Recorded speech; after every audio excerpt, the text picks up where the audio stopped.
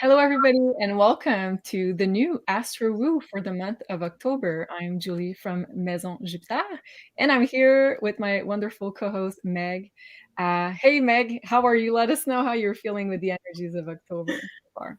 I'm good. I cannot believe we're in October already. This is, I think, as we're going to talk about, one of the biggest months of the year for sure. Yep. So we got a lot to talk about and very excited to get into it all with you. If I seem off at any point, just want to let you guys know I'm jet lagged. So I just traveled back to Belgium yesterday from Canada. So if I seem like sleepy or I look weird, I'm trying my best here. I'm a little bit jet lagged. But I feel okay right now. How about you, Julie? How are you? Well, you're doing a great job, Meg, because I know how hard you've been at work, I want to say. And thank you for being here because I think it's a very important show. So you're doing great and you don't even look tired. So it must be the air in Belgium that's recharging your battery. Mm-hmm. I'm doing great. James is saying Red October. I don't know. I felt like this Scorpio season about to happen at the end of October. I felt like it was a very scorpionic vibe for today. So that hence my choice of colors.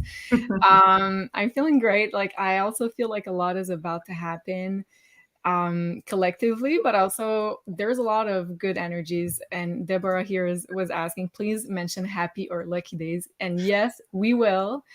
I feel like, and we'll be focusing, just so you know, for this show, for the new Astro, we'll be talking about the energies for the month of October, but we'll be focusing mainly on personal energies for the astrology. So we're going to go through the 2 eclipses for each of the 12 zodiac signs, and we're going to pull cards and we're going to see how each of the 12 zodiac signs are going to be impacted and what's the best strategy in order to invest your energy to, let's say, navigate those energies in the best way possible. So we're going to focus on how can we make the best out of those energies, even though it's probably going to be very intense and it's in the relationship axis. So yes, it might involve a lot of relationship changes or changes in dynamic. It could be very positive as well. So we are live on YouTube, so on the Maison Jupiter channel and also on the Beyond Mystic channel right here.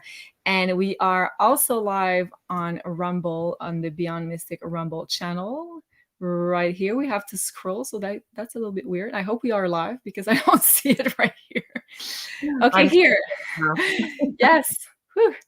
So we are live. Thank you so much for watching here. I'm just going to close down so I don't have any echo. But thank you for giving us a like on the platform you're watching this live in. It really helps us in creating some more exclusive content for you guys.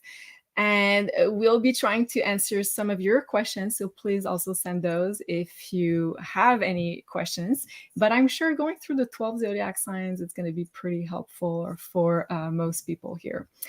And before we dive into the important dates for October, I just want to mention we have a beautiful candle from the Beyond Mystic Element Collection by Elena.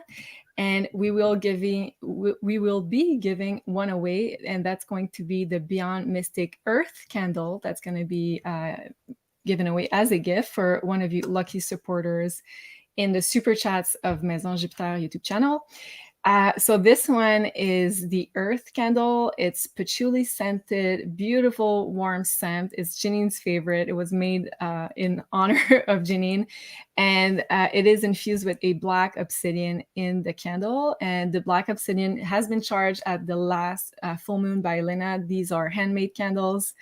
Very good for grounding and protection. So this is going to be our offering for today's show. And also, you can also book with Meg on the Maison Jupiter channel for a one-on-one consultation. And of course, we're going to go through, let's say, the general energies for all the 12 zodiac signs. But if you'd like more personalized, let's say a more personalized reading for you specifically, because your birth chart is truly unique, you can book with Meg right here. We have the 1-year personal forecast looking at the transits impacting your birth chart, or the birth chart reading also.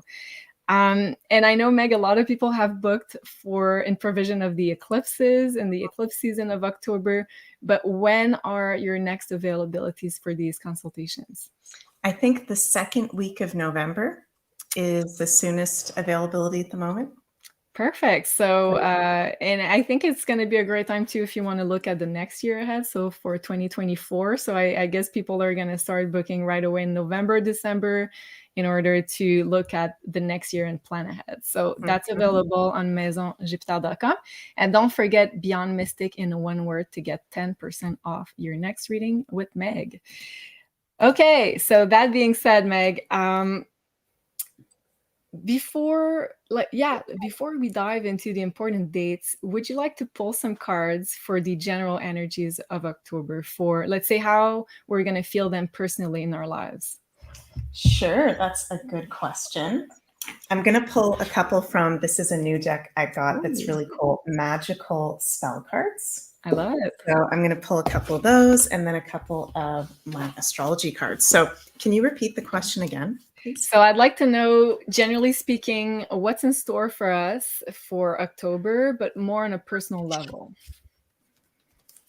Okay. Wow. All right. I'm going to show you guys in a second. I love how these cards always line up with what's going on. Okay. Interesting. So from my new Magical Spell card deck, we've got the Romance card and the Sensuality card. Woo woo. So our romantic lives are highlighted.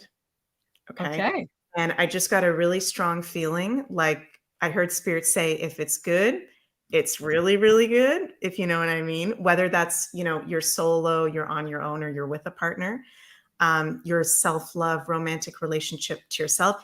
And if you know there's red flags and you know there's something not good about it, it's going to be really amplified. I'm feeling Spirit say, because of the eclipses, because we're going through a rapid transformation and the biggest life changes when we're entering into an eclipse season, which we are now. So, wow, that's very strong. Our relationships, romance, right partners for us are highlighted. And the Romance card here says, romance, it is a sacred power. Let it come to me this hour. So that's interesting. It's like calling forward a romantic partner to yourself, which we can definitely do that. Don't you think, Julie? If you're not in a relationship, especially with that new moon in eclipse, we can do a ritual, meditation, vision board to call in a partner that's right for us. Definitely. And the Sensuality card says, your freedom flowing from far away. I dance, I love, I laugh, I play. Wow. So it's like being in our natural energies of playfulness, laughter, enjoying life, having fun is going to attract the right partners. And yeah, I pulled 2 astrology cards as well. The Pisces card came first and then the Gemini card. So again, relationships and others. That's part of what Gemini is all about. And I feel like the Pisces card is saying we're attracting and becoming in alignment with our soul family and soul romances that are for our highest good. You're so cute with your cards. Yeah. Not just like a matrix romance, just because I'm hearing Spirit say, like, there's some people out there thinking, oh, I'll just settle for this. Like, this is just, oh, they're nice. Yeah. We don't just want to be with someone just because they may be nice. We want to feel on the soul level, Pisces, that beautiful connection, Gemini. That's crazy, Meg, okay? Because that is true. I was just watching videos with other psychic, other mediums, other tarot readers right before we filmed this. And the words that kept like being implanted in my mind were sacred relationships. So that makes total sense with what you're saying and what you're getting from the cards. And the first eclipse, well, you guys, if you watch this now, you know that the nodes of the moon are right now in the relationship axis of Aries and Libra. So whenever we're going to have eclipses for the next year and a half, they're going to fall. Well, the nodes are going to be in the relationship axis. And most of the eclipses will also be in the relationship axis. So we're going to transform the way we express ourselves as an individual, but also the way that we compromise to be in relationships. And I feel very strongly about the first eclipse being in Libra. And this one is going to conjunct the South Node, which talks about letting go and some form of like spiritual alignment, because it allows only the relationships that are there for your highest good to stay in your life, basically. And that's a new moon eclipse, so opening up a portal of opportunity to let the right relationships fall into your life. And like he said, it's not only just to be in a relationship, it's not like the 3D romance that we're talking about, but more like a, let's say, a more spiritual type of romance. So I totally agree with you. I feel like we got the same messages right before going to film this. So wow, that's going to be interesting. Like I didn't know we were going there in the intro. I love it. Okay, so let's talk about the important dates. And oh, I just wanted to add before, and you also had the sensuality card, which kind of reminds me of that Taurus energy. And the next eclipse is going to be in the sign of Taurus, which is deeply sensual and like really enjoying the pleasures of the five senses. It can also be, of course, romance, but just like really enjoying your incarnation here on Earth through the five senses. So, and Jupiter is going to be there. So I think like on a personal level, there's a lot of good stuff with those eclipses. I feel like on the world stage, though, it's probably going to be a bit hectic or disruptive. But if we can stick to the love and our connection to self, I think it's going to be beautiful. And Libby says, love conquers all. So I think this is going to be our motto for today's show. I love it, Libby. Okay, let's talk about important dates for the month of October. So as we start right now, the month of October, we're already October 2nd as we're filming this. We are in Libra season, so the season of relationships. And the first eclipse will be on October 14, while we are still in Libra season, while the sun is transiting Libra. And then it will shift into Scorpio season at the end of the month on the 23rd. So, but both Libra and Scorpio are about intimacy and connection and relationships. So I think you were right on the money with your cards at the beginning of the show, talking about love, romance, relationships. I think this is probably going to be the main focus for the month. So, okay, October 2nd, we got Mercury opposes Neptune. So that's today. So we might see some news coming out that are, let's say, false flag, disinformation, or mainstream media trying to get our attention elsewhere from what's really happening. So Neptune is often highlighted when it comes to confusion and being misled. So let's just be aware of that. That is today. And then tomorrow, but okay, so I wrote the exact dates for October 3rd and October 9th, but just keep in mind that those two are going to be acting together for the 2 first weeks of October. So we've got Mars conjunct the South Node in square to Pluto. So that's very intense.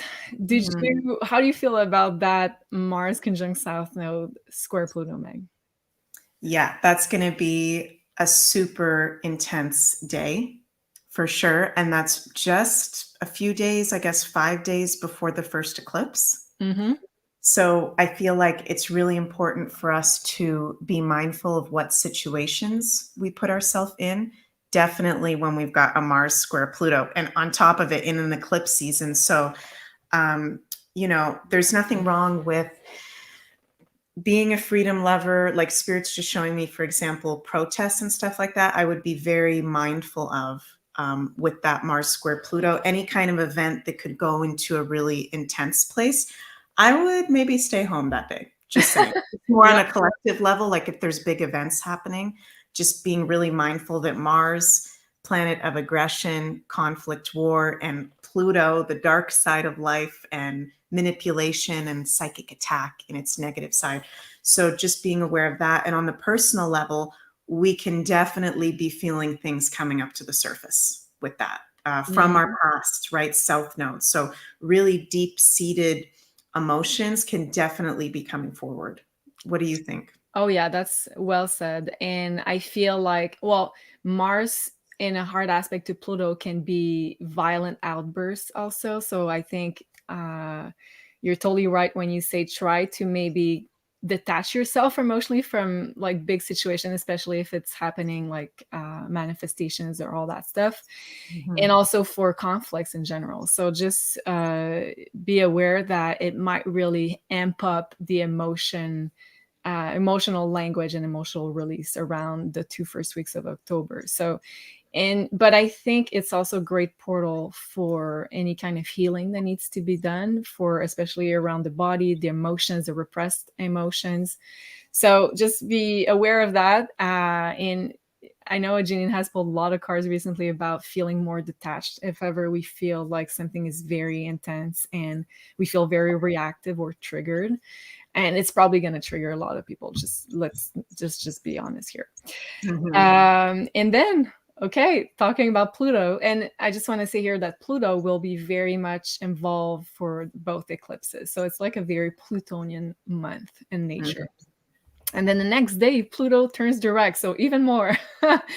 So Pluto's responsible in astrology for transforming. It's like the bulldozer in astrology. So transforming a lot of things, but also on a more collective level. So it's usually responsible for big society crises, but also big transformation. It could be very positive as well. So Pluto's going to continue moving forward as of October 10th, and it will be closer to the Earth, so to our field of consciousness. So we'll feel even more changes and rapid changes, let's say collectively speaking. And at the same time, Venus will oppose Saturn, so we'll be feeling that through the first eclipse. That's going to be a new moon solar eclipse in the sign of Libra at 21 degrees, October 14th. So if you have your birth chart, look where 21 degrees of Libra is falling for you. We'll go through the 12 zodiac signs, but just in case, sometimes depending on the degree of our ascendant, sometimes it can fall on another house, but still it's really good to listen to the predictions that we're about to give you for your sun sign, rising sign, and even you can look for your moon sign. So look where 21 degree Libra is falling. And also interesting to note that both eclipses that we're going to have throughout October are going to be ruled by Venus. And Venus is not going to be in a super strong position. It's going to be in its fall position of Virgo. And the first eclipse, Venus in Virgo will oppose Saturn. So very weakened Venus. So the relationships are probably going to be more challenging. Well, some relationships are probably going to be more challenging. But on the October 28th eclipse, Venus is going to be opposed by Neptune. So a lot of illusions, stuff that it's not necessarily coming up to the surface. So we're not probably going to have the full, let's say, scale of information to really make important decisions regarding relationships or money, because Venus rules both. Okay, so October 20, I know that usually you like to look at the Mercury Kazemi, so I put it there. What do you think? Do you think it's an auspicious day on October 20th, Meg?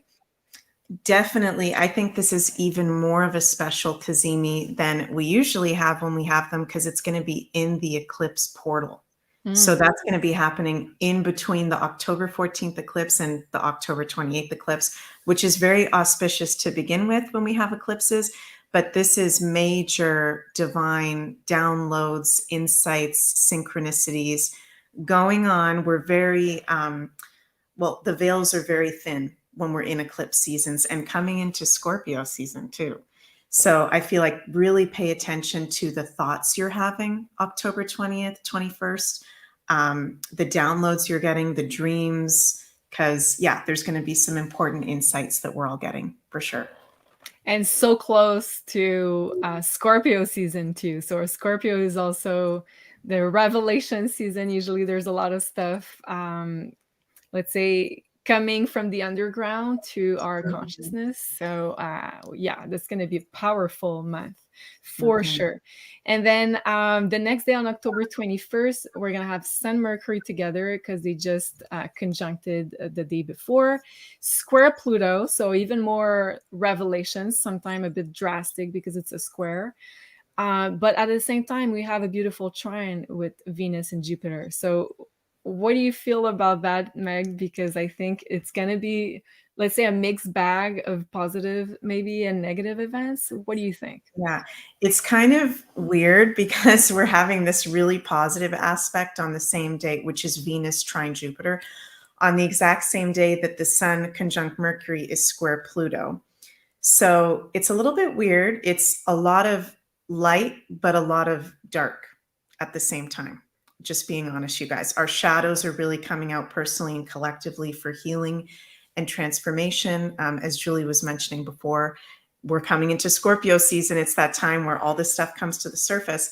But I feel like the Venus-Jupiter trine is a really nice aspect that we have this month that we can focus on, right? Jupiter rules our beliefs.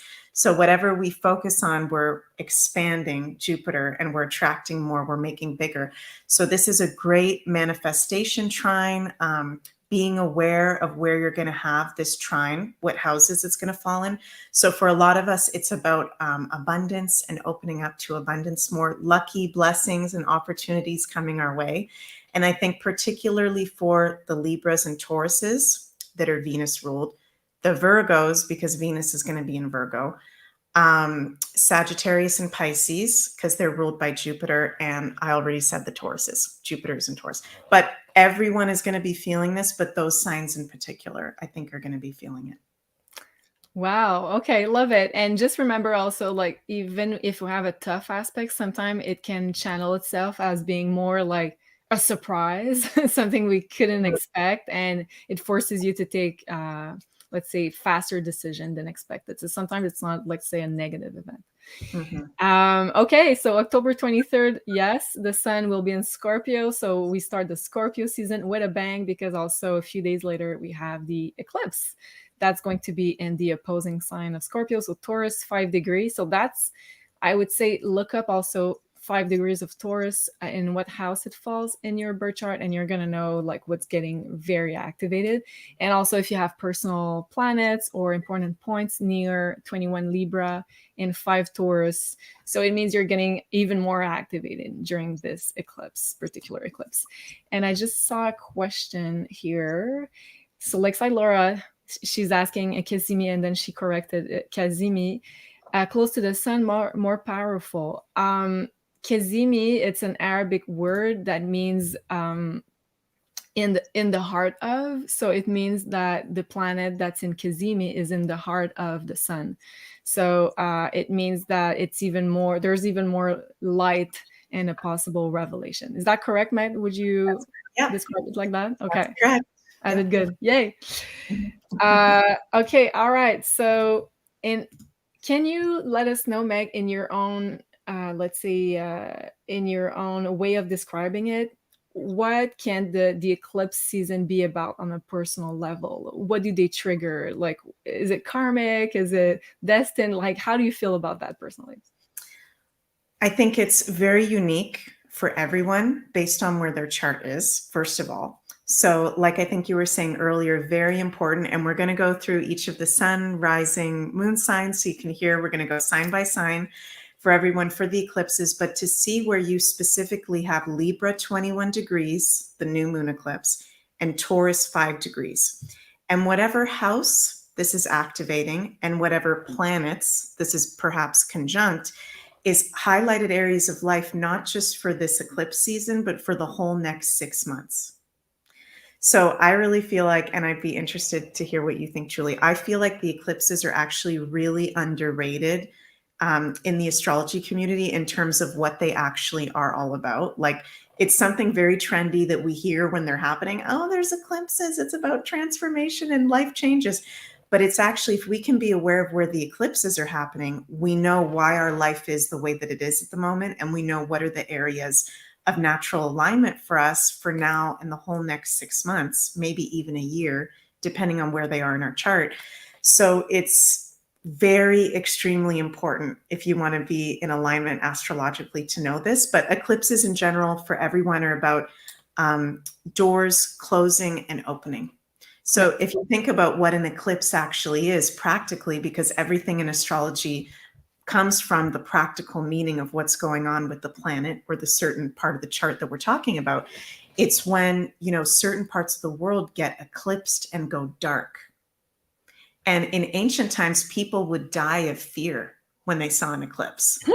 It was the craziest thing you could possibly see, other than probably, you know, if you saw a UFO or an alien. You know, it's one of the craziest things you can possibly see is in the middle of the day, just the sky going dark. Right.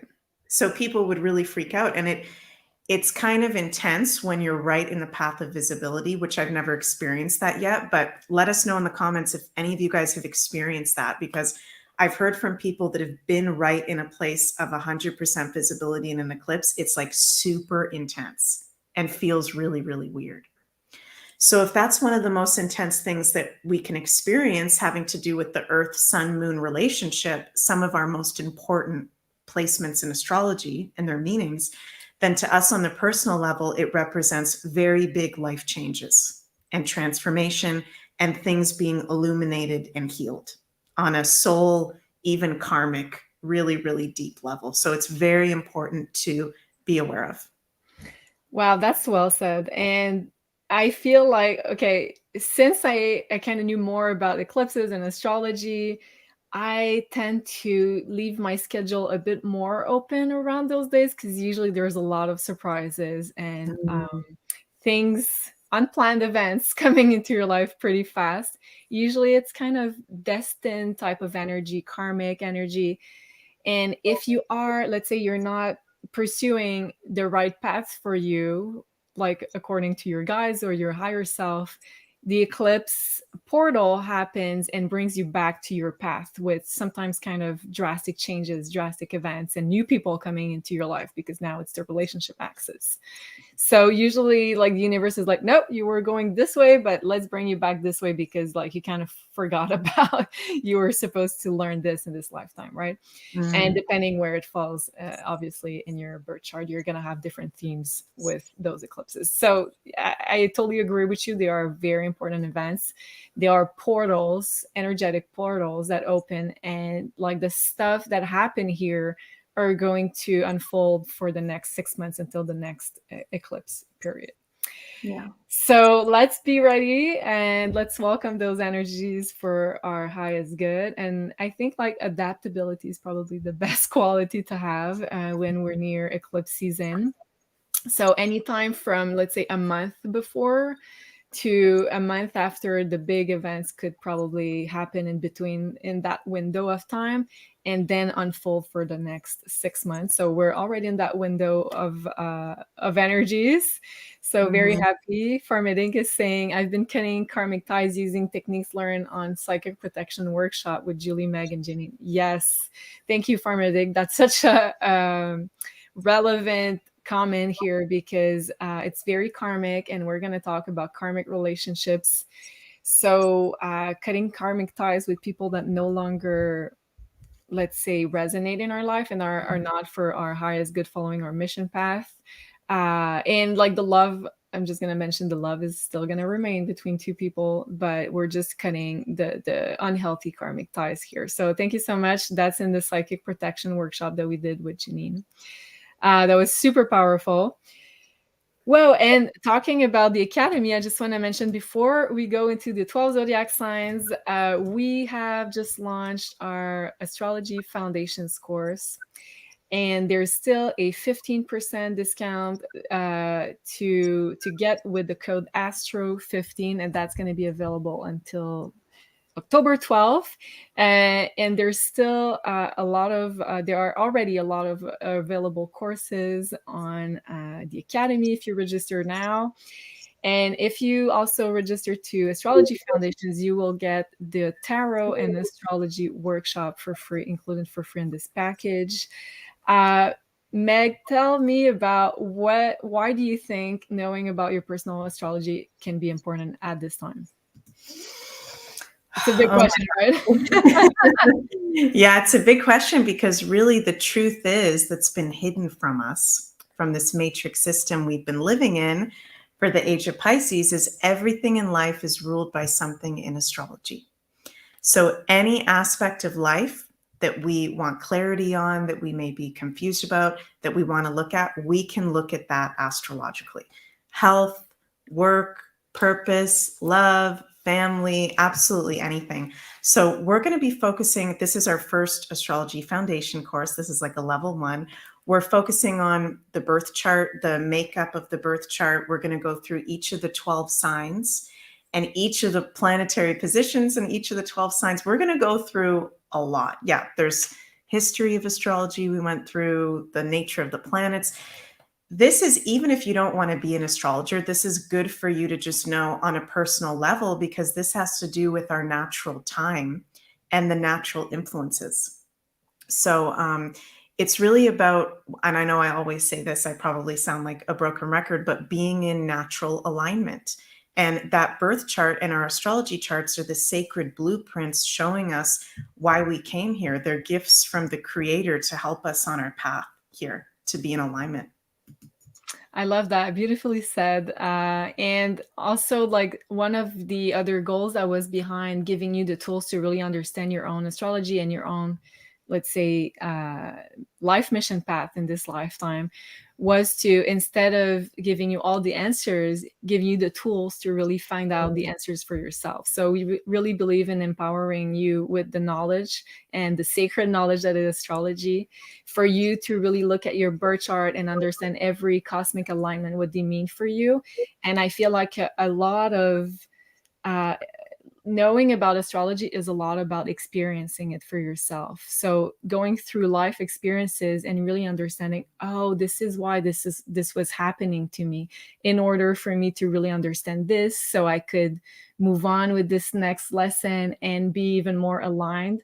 So have less challenging events in my life, but really be guided towards more fulfillment and happiness, basically. So I think astrology is a wonderful tool for that. So this is why we priced it at a very, very fair price, which is the same as our one-on-one consultations, because we really want to give you like the best tools to learn for yourself astrology. So we really believe in that course. Hop on this journey with us if that's any interest of yours.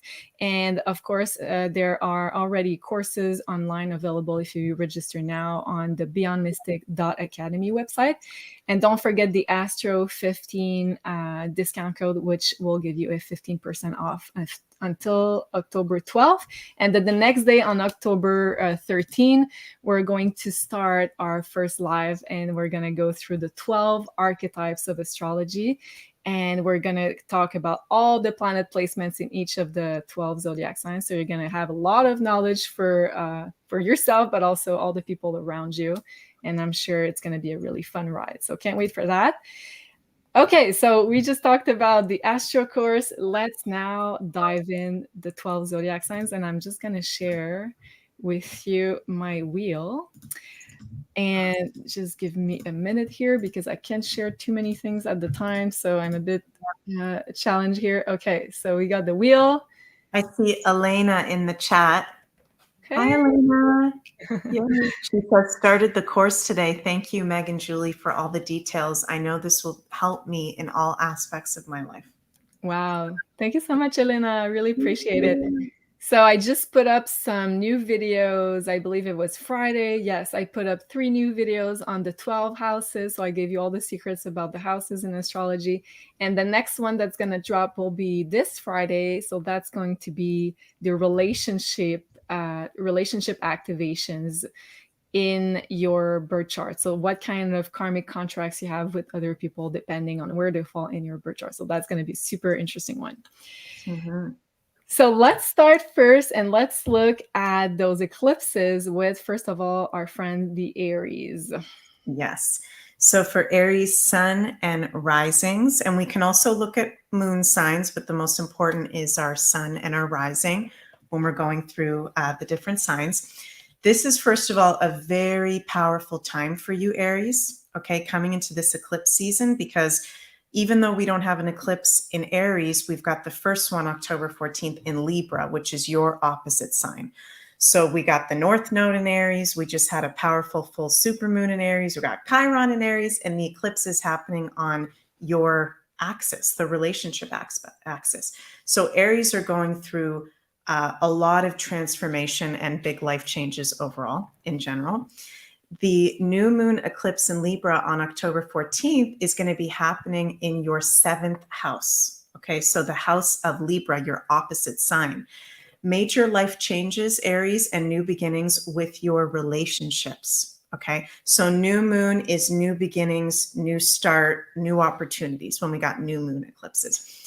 In particular, this is love, committed relationships in love, business partnerships, and client relationships. Your friendships are also highlighted as well because Mercury is going to be conjunct this eclipse. So basically, Aries, all of your relationships are like mirrors to you right now. You can see very clearly with this eclipse who is in alignment and who is not. And there's likely to be changes in your friend group, in your love relationships, business, client, like all kind of relationships in your life. So pay attention to who makes you feel good, who maybe doesn't make you feel good, red flags, which Aries, you guys are usually really good at that. So you guys usually really know your boundaries. So I'm not too concerned about you guys. There can also be important new contracts coming up for you during this time, because the 7th house can be contracts as well and commitments. So during this time and the whole next 6 months. So remember, guys, everything we're going to be talking about for each of the signs is going to be for now and the whole next 6 months. And then Aries, for the full moon eclipse in Taurus on October 28th, this is going to be happening in your 2nd house. Okay, so the house of Taurus. Major life changes, endings, completion, and illuminations having to do with your finances, your physical resources, and your values, okay? And I felt Spirit say very strong, major abundance blocks for Aries can be released during this time with this full moon in Taurus. So on the Beyond Mystic Academy, we have May Levy's amazing abundance. Is that still going on, Julie? She's still putting that out? Yes, we have the 4th activation for the Abundance and Manifestation series, which will be this Friday. But yes, very much. Okay, nice. So Aries, this is, and you guys are very good with your empowerment and knowing your value. And we need you guys to step up with the North Node in Aries, which a lot of you are already doing that. There's new ways you're going to be making money, okay, over the next 6 months and even over the next year for that matter. Eclipses can have an effect for even the next year.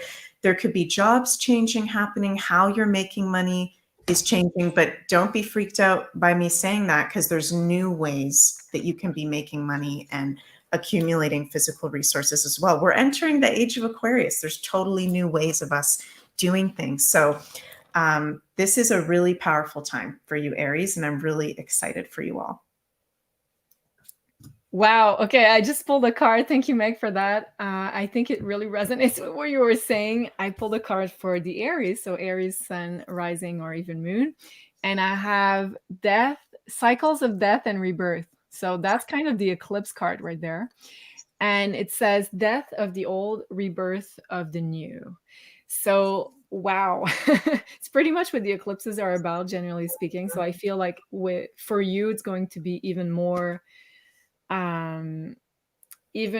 potent, powerful, because it's happening in your own axis. So obviously Libra, which will be the first axis, is your opposing sign. So I feel like you'll be personally under a big death and rebirth process for yourself. So a lot of inner transformation as well. So not only your relationships, as Meg was saying, but you yourself are going to be on the spotlight for that. But I see a lot of empowerment and a lot of possibilities for even more being closer to your real self, to your real, to who you are at your core, basically. So I really love this card for you, Aries. And I know how courageous you are, going through a lot of initiation, new things. So I think this is a beautiful card for all of you. Beautiful. Thank you, Layla. Sorry, I, what's that card deck?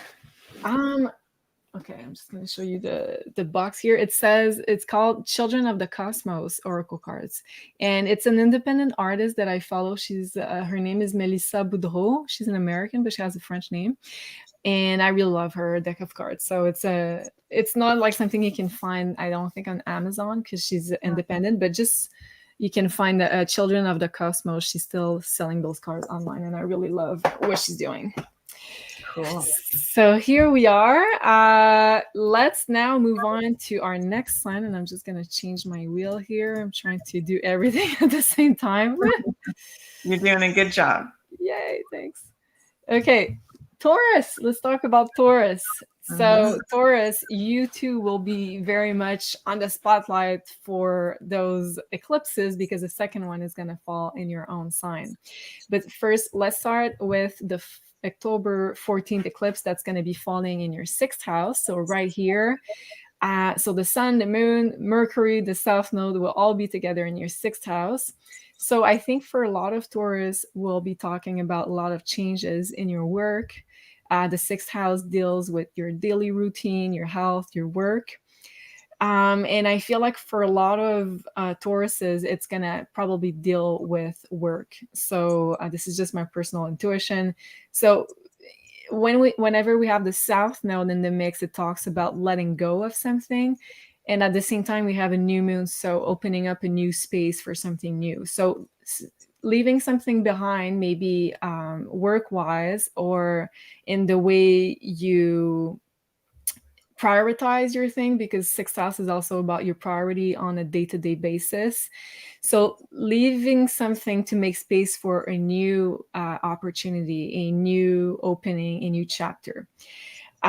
So I feel like it's probably going to be new projects for most of you Tauruses starting while you're leaving something behind. So maybe it's that you weren't necessarily choosing the right way to invest your time, your energy on a day-to-day basis. It can also be the end of a bad habit because the 6th house is also what you do, let's say health-wise with your health routine. So you could be ending a bad habit and starting a healthier one with this new moon. So this is the Virgo house. So very concerned about having healthy habits. So this is going to be a very powerful portal to start something that's going to honor your physical body. Also, I would just mention here to be really realistic with your expectations because we have Venus, the ruler of this eclipse, opposing Saturn, and Venus is your ruler, and both are in the health axis. So really focus on healthy lifestyle, healthy habits, and try to be as realistic as possible. This Saturn is kind of being a reality buster for a lot of people that have strong Pisces these days. So Venus opposing Saturn could talk about having a balance with your physical health, mental health, and the two of them coming together. So really try to focus on and getting that balance throughout maybe the big changes that you might be experiencing. And for some other Tauruses, it could be a new collaboration at work, a new negotiation, or it could be announcements of the people you work with. So maybe they have changes and this is going to impact you in some kind of way. And then let's shift to the other eclipse that's going to fall in your 1st house. So in your sign, in the sign of Taurus. So for a lot of Tauruses, I feel like it's going to be super positive eclipses because it's the completion. It's going to be a full moon. So the completion, getting the rewards of your hard work. And I know how you guys are hard at work. And we have Jupiter very close to this eclipse. So bringing a lot of expansion, material rewards, what you've been working on previously.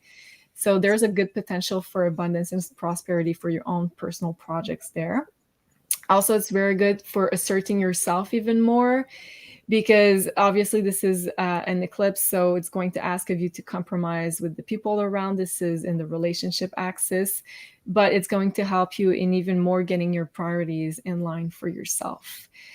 And maybe also new people coming into your life relationship wise, because obviously it's the relationship axis again. So you two are in this beautiful relationship mix. And just be aware with that Venus and Neptune opposition that we're going to have at the moment of this eclipse. for unclear situation, maybe situationships, as we call them in the relationship department, or just something that are unclear. So really make sure to ask the right questions if you are unclear about something relationship related. So that's what I have for Taurus. And did you pull a card already for our friend, the Tauruses? Yes, I did. And it's very interesting because even though, wow, okay, yeah, this, you're right on the money, Julie. The cards are confirming this. Joy and Jupiter. Ooh. So it's kind of interesting because, yeah, we're going to have that full moon eclipse in Taurus, which is an intense energy, but it was really resonating what you were saying. Like there's something really positive about it because Jupiter is close to the eclipse. And also this is the last eclipse in Taurus, all my Taurus friends. So we've been going through North Node in Taurus, having eclipses in Taurus, the whole past year and a half. It's been really intense for the Tauruses and the Scorpios, where at points it has probably not felt very joyful. There's been major shit coming up and transformations happening. So this is actually really positive. This is what everybody wants to see, Tauruses. Yay. So Taurus Sun Risings and Moons, big blessings coming this month, and be in joy because you deserve it for sure. I love that. And it feels right because, like how the eclipses are very karmic. So it really brings you the rewards for what you've been putting out there in the universe. So you're going to get the rewards. So very happy for you, Tauruses. Welcoming the joy, as Pharmadic is saying. Yay. Love it. Let's now talk about our friend, the Geminis. Okay. Yeah. Okay. Gemini. Let me put that on. Okay, awesome. So for the Geminis, first of all, the new moon eclipse in Libra on October 14th is happening in your 5th house. And this is the house of Leo, the areas of life that Leo rules. And this is one of those houses that I feel like, and Julie, let me know what you think. I feel like people want this house to be highlighted by eclipses compared to maybe some of the other houses, because this is the house of joy, fun, playfulness, creativity, being in the spotlight, romance, children, and our inner children. So new moon eclipse is about new beginnings, major life changes, and new beginnings having to do with your creativity, birthing new projects, confidence, romance, children, having fun, and your relationship to play and joy, which usually Geminis are very naturally playful and uplifting, but you're going to be even more so, Geminis. Okay, so if you're creative in any sort of way, and we don't have to be an artist to be creative, but utilize your creativity in any new project, in your work, in your personal life, because there's beautiful new things that can be starting right now. And you are in the spotlight somehow, for sure. So if you're ready to put yourself out there in your gifts and talents, Leo, it is literally the best time for you to do so, with the eclipses highlighting your 5th house for now and the whole next 6 months and even a year, depending on what the degrees are ruling your 5th house. So yeah, be confident and shine, okay? And then the full moon eclipse we have in Taurus on October 28th is happening in your 12th house. This is the house of Pisces. So major life changes are happening in your spiritual growth at this time and for the next 6 months. And what Spirit's wanting me to say is sometimes in the spiritual community, we see people meditating and doing these really intense practices to get attuned to their spiritual growth, which is valid and is real in some cases. But one of the most powerful things we can do is to connect to our inner child, which is interesting because that's where that 5th house is highlighting with the new moon eclipse. So you're going through a cycle of your 5th house and your 12th house. So one of the most spiritual things we can do is to be connected to our inner child and our inner playfulness and that magical side. So this is a really good time for spiritual practices and your spiritual growth. The 12th house of Pisces also rules the past and really deep karmic ties. So Geminis, with this being a full moon eclipse, there's definitely releasing and healing happening for you guys. So I would suggest around that eclipse doing some sort of healing practice, Okay, therapeutic practice or cleansing process can really help to support you during that time. And self-reflection would be good as well. Some alone time would be good as well, even though I know that can be hard sometimes for the Geminis because they like to be around people usually and having fun and socializing. But being alone, Pisces, 12th house behind the scenes, can bring great wisdom and spiritual growth for now and the next 6 months. You may feel more tired than usual around this eclipse as well and may need more sleep. And you can be having very potent and prophetic dreams at this time, and particularly around the eclipse. So pay attention to your dreams, Gemini, because they're powerful. Wow, yes. And I would add to that, if you want to also spend time alone in nature, Gemini, it's probably going to help you disconnect with all, people with strong Gemini have kind of this ADHD tendency to be like on many devices at the same time. So I think it's going to be like a electronic purge for you if you can also ground in nature. Beautiful. Love that. Okay, let's pull some cards for the Geminis. I'm feeling to use my, oops, I hope I didn't press anything. My Spirit Guides deck for you, Gemini. So let's see what comes up. Just want to make sure all the cards are on the right side. Okay. Geminis for the eclipse season. Okay. I'll pull maybe 2 cards for you. So I have the first one is Mountain Goat. So it's interesting because it's the animal that usually represents Capricorn. So either there's a strong Capricornian energy in your life, or you might be more driven towards your goals, your life mission at this time. And it says there's something out of balance in your life. So do whatever you need to do to correct it. And I feel like the eclipse season, like earlier I was saying, like usually eclipse season is a portal where the universe use it to really nudge you on your path. And let's say not that you're not on the right path, but readjust you so you are going to get the right opportunities for you at the right time. So I think it's kind of the universe's nudge to present you with opportunities and events which will realign you even more towards like a well-aligned life, and I would say full of opportunities. And the other card I want to pull from my other deck. Okay, interesting. So this is my Work Your Light Oracle deck. And I have the Star Mother card for you, Geminis. So it says, how can you mother yourself? So I feel like you're going to need a lot of nurturing. And we just talked about the last eclipse falling in your 12th house. So sleeping, spending time alone, you're going to need to recharge a lot and nurture yourself. So I think that's a strong message that is coming up for all of you. Okay, let us know if that resonates. And Linda is saying that she's a Gemini Sun and Rising and Capricorn Moon. So I think this message might be for you very specifically, Linda. So going towards your Capricorn, so your life mission, where you feel you are feeling guided at the moment to put your action, your energy. I love that.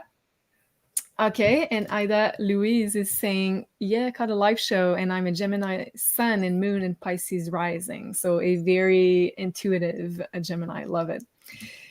Let's now switch to the next one, Meg. Yep. Okay. Cancers. The Cancer Sun Risings and Moons. Yes. Okay. Let's talk about you, Cancers. And we just talked about nurturing yourself. So it was very also apropos for the Cancers. Okay, so the first eclipse on October 14, Cancer's Sun, Moon, or Rising are going to fall in your 4th house of Cancer. So we're going to talk about a lot of nurturing yourself here. It might feel, because I don't know if I mentioned that, but the 4th house is the Cancer house. So you're going to feel very, let's say, familiar energies might also be coming back because it's conjuncting the South Node, which talks about the past of your family, your past history. So you might find like stuff coming out, and I didn't plan to say that. So that's coming in as an intuitive message for all of you. It might also talk about starting a new project at home or with your family because it's a new moon. So we're opening up a new chapter there in the home and family sector. But we're also be very conscious of what we're letting go, like what kind of, let's say, past family pattern are we letting go of in order to open up some new energies. And because it's in Libra, it can also be a collaboration with a partner, or maybe you're going to start working with a family member or do a project with a family member. So it can also talk about a situation that's leaving to make room for another one that is more aligned, because the South Node deals with your path, your spiritual path. And for a lot of Cancer, I feel like it could also talk about a new place of living, making maybe new friends in your neighborhood because it's a new moon in Libra, so making new connections there. And experiencing a new situation with home and family, that's maybe your relationships with your family members are changing, the dynamics are changing. So there's a lot of healing potential there with the South Node. So just keep in mind that something will have to leave, and let's hope it's something that has been, let's say, not working for you, so you can really open up this new chapter with a lot more fulfillment in your fourth house. And then the October 28th eclipse is going to be in your 11th house. So that's really auspicious because Jupiter is a planet of abundance and prosperity. And the 11th house is the house of gains. So, and there it's a completion of some sort. So you can feel like you could be receiving material gains through the people you know, your network, social media, your projects that are connected to internet, to social media. It can also be expanding your friends circle because of that Jupiter energy there. And also, what I find really beautiful about that house and having an eclipse there is that dreams might be coming into your reality, because the 11th house talks about your long-term goals, and Jupiter is kind of a very lucky and good fortune kind of planet that's kind of making your dreams a reality in Taurus. Just really be careful of information that come into your field right now, because there's the Venus opposition Neptune that's kind of in your information axis here. So you're going to have to really make sure that you are in a bubble of positivity and nurturing yourself, to really make sure that you're not getting distracted with fear, with stuff that is being pumped in the collective, to really make sure that you are still manifesting your highest goals there. And also it could be your friends that have announcements, because it's in the 11th house. So it talks about your circle, your friends, and your community. So yeah, that's what I have for Cancers. Can we pull cards for the Cancers? Yeah, so I was pulling some cards as you were speaking, and I got new beginnings. Ooh. Let this magic in my spell clear the space in which I dwell. Isn't that interesting? And that first eclipse is highlighting the fourth house. So might be good to do a cleaning. That was the other card I pulled. Sixth house, Virgo, cleaning of the home and the house to bring in some new energies. And I always feel like, Julie, when we have eclipses, Cancers and Leos can get really affected, and it is kind of different for them because they're ruled by the moon and the sun. So they're ruled by the heavenly bodies that the eclipses are happening with. So it's always a big deal, Cancers, when we have eclipses for you in the first place, because you're ruled by the moon. So you can utilize this for new beginnings. Focus on the fourth house. Like Julie was saying, what needs to be changed in the fourth house? What are new beginnings with family members, with ancestral karmic patterns, friendships? The 11th house was the other one getting highlighted. It feels like really big new beginnings. And oh my God, both of these cards are number 44. And the fourth house, Cancer's the fourth sign. I was going to say, that's a lot of beautiful protection energies with your spiritual guides too. I love that. Yeah. 4444. So this is a big one for you, Cancers. I feel like, yeah, the home environment is very important. How you feel in your home, cleaning out the home to allow for fresh new energy. Maybe doing some feng shui. Yeah. Yeah. Well, that makes sense with what I was getting also with the surrounding yourself with high frequency and just making sure that the information that you're consuming is in line with what you want to manifest. Because as Mhm. MW1111 was saying, we feel all the feels. So you are very sensitive and you're going to want to surround yourself with a lot of love in your home and feel secure there. Mhm. Wow, I love that. Kathy's saying, wow, just wow. Yes, I agree. That's beautiful confirmations. And oh, wow. And she said that at 4 p.m. So we have magical also coming for a lot of And four. it's 4 right now. Well, for you in the Eastern time zone, it's 4. Yeah. Wow. Wow. Okay. So big four energy for the cancers. I love it. Which is like even in numerology, foundation. 4 is about foundation. So true. So yeah, which we talked about. So that's interesting. Let us know if something happens there for all of you beautiful cancers. I love it.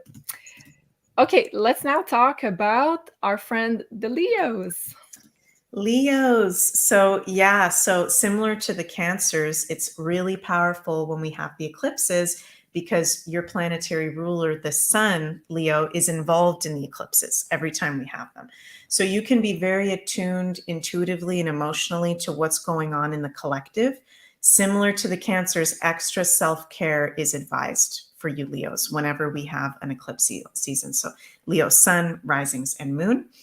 And the new moon eclipse in Libra on October 14th is happening in your third house, the house of Gemini. So major life changes and new beginnings having to do with your communication style, okay, how you communicate, even social media and how you put yourself out there on social media, Leos. New information or a subject you're learning. So there's some new subject you could be learning at this time or over the course of the next 6 months that's very important and life-changing, having to do with your path. Your friends, siblings, neighbors are all highlighted at this time. So there could be people from the past coming back because we do have that South Node conjunct this eclipse, past friends, siblings, if we've maybe had issues with siblings or neighbors coming up to the forefront. So paying attention to that. It's a good time for socializing, for if you do have a business and need to do in-person events or social media, it's really in alignment to be utilizing those tools. And short distance travel is highlighted at this time as well, and for the whole next 6 months. So that's also, I find, one of the nicer houses to have highlighted with the eclipse. Not that there's bad houses, but it's one of the lighter ones. It's some of the lighter aspects of life. So that's nice, Leos. And then with the full moon eclipse in Taurus on October 28th, this is happening in your 10th house. So woo, woo, your work and career is super highlighted. And you're the Leos to begin with. So you're the stars of the show. You're here to show us how to be in our confidence and empowerment, which sometimes can trigger people. Okay. So maybe some of those people coming up, just saying, could be people, and not all of them, but some people may be triggered at how well you guys are doing. Okay, Leos. So if you're having that coming up, pay attention because we don't want to have people around us that put us down or are jealous of us being in our natural gifts and talents. So just being aware of that, not putting up with anybody's, BS or projections, because Leos are very loving. You guys are very, very giving. And I think that's a very underrated thing. Sometimes Leo will put up with hits or attacks even because they rule the heart. They're very, very open-hearted. So just being aware who's around you, what's their intentions, because your career is on fire. Your public reputation, 10th house is on fire. So there's major life changes and illuminations having to do with your career, legacy, reputation, achievements, authority figures, and elders. You can be Leo's ending careers and starting new ones, or your work can be going to the next level. Okay. There can be work projects that have gone on for a while that are now being spotlighted and coming to a completion that have maybe been taking a long time to do. And that's for now and for the whole next 6 months. And it's very in alignment for you guys to be working hard. Saturn likes to see when we're working hard, that's the ruler of the 10th house, to achieve in our career and to be doing really well, to put the work in because it's a highlighted area for sure. So Very powerful time for Leos in shining their light, being their true selves, and being seen for it. Wow. Okay, that makes a lot of sense. I love that, Meg. And okay, I pulled 2 cards for the Leos, and I'm a Leo rising, so I'm very happy with those 2 cards. Yeah. But the first one is the more challenging card. So it says the crumbling. What are you clinging on to? So that's kind of a, I would say, kind of a tower card on the oracle side of things, and that's from the Work Your Light oracle deck. And so basically, it kind of, to me, it talks about reaching another level. So you were talking about the second eclipse that's in the 10th house. So kind of reaching another level of success, recognition in your public life. So you're going to have to let go of something that's maybe not for your highest good in order to reach that new level. But if you look in between the 2 towers, you see there's like a beautiful landscape that's waiting for you. So it's definitely a big portal of energy. And the second card that I have is very Leo. It says dance with life. It's kind of my favorite card of the deck. So it says do something to change your energy. So we're going to need that Leo energy more than ever, because Leos are really good at expressive arts, at, let's say, changing energy, recharging your battery through having fun and connecting through your inner child. And what I do as a Leo rising to really change my energy whenever I'm going through a tough situation is I go dancing. So it's really apropos. So we're going to need a lot of your light and energy, because it's a big shift that's going to happen, and you're going to need to recharge your energy doing something that's fun for you. So I love this combination of cards for Leos. That's awesome. Yeah. I'm sorry about the noise in the back. I don't know what they're doing in my neighborhood, but like there's big noise, big trucks on my street. So I can't hear anything. Okay, perfect. Wow, Stephanie's saying so ecstatic dance could be amazing. Yeah, that's such a good idea. I did that when I was in Dominican Republic. We did a cacao ceremony and we had an ecstatic dance session to follow up. And I felt like it's a very, very Leo thing to do, and probably one of the best things we can do for eclipse season. Yeah. Love that. Are we ready to talk about the Virgos? Yes. Okay, let me just change my chart right here. Virgos, and I'm just going to put the icon over here so it's going to be easier to find. Okay, Virgos, let's talk about the eclipses. So the first one on October 14 will be in our second house. So second house of finances and resources. So that's a new moon. So that's a new portal of energy that's opening up in the house of resources, finance, self-value. I feel for a lot of Virgos, there's going to be a possible change in our revenue streams. So I think a new revenue stream could very much be added to your financial life right now. So maybe you're adding something, a new activity that's going to provide even more, let's say, variety in your revenues. So a new revenue stream is a very, very strong possibility for Virgos. It could also make making a new important investment. So for Virgos, second house rules also important investments. And because it's in Libra, for a lot of Virgos, it's going to involve someone else. So someone else is probably going to help you make this investment, or you're going to decide to invest in a new relationship or a new partnership. So it's like it's going to be a conscious decision for a lot of Virgos to really decide to invest your time and energy into someone else, into a partnership, into a project with someone else. And this collaboration could bring a lot of material rewards because it's in the second house. I would just say because Venus is right now in your sign opposing Saturn at the moment of this eclipse and the days surrounding this eclipse, really focus on getting a balance with your physical health and mental health, because you can feel drained very quickly. And we know all how Virgos are workhorses, and they're really prone to burnouts because we tend to overload ourselves with responsibilities and work. So really watch out for that. Like, we don't want you to burn out in any case.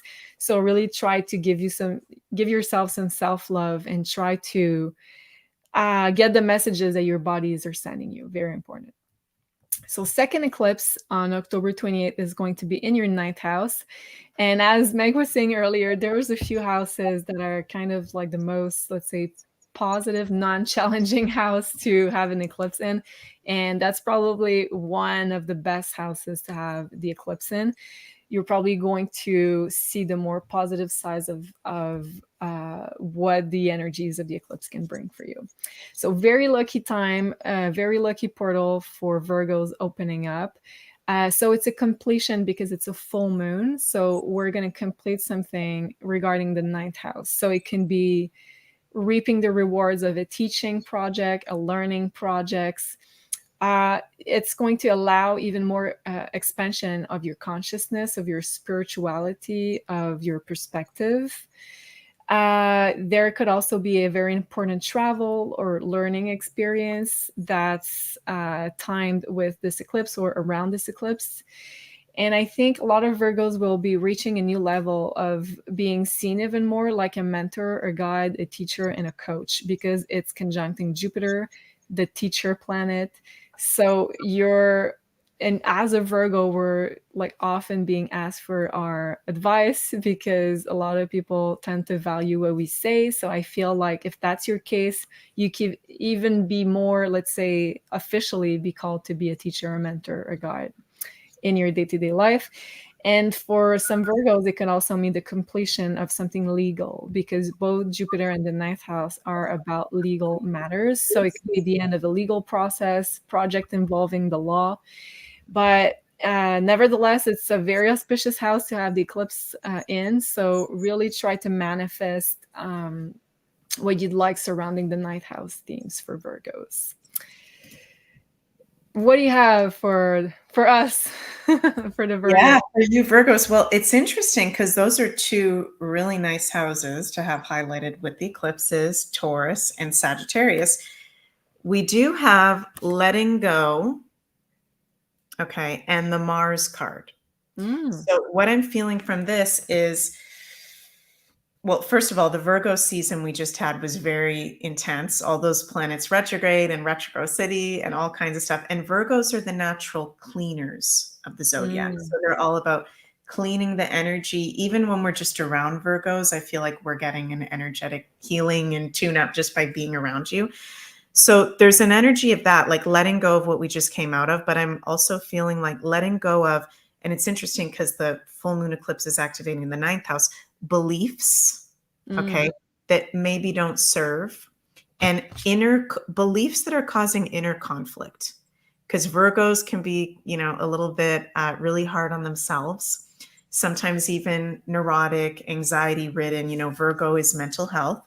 So I think it would be good to be able to open up to that ninth house expansion that the eclipse is offering, to do like looking at your beliefs, looking at your worries, Virgo. And if you don't have any, then okay, that's awesome. But a lot of Virgos do, because they care. That's where it comes from, because they genuinely care and want to be of service. So looking at any beliefs that aren't serving and just letting them go.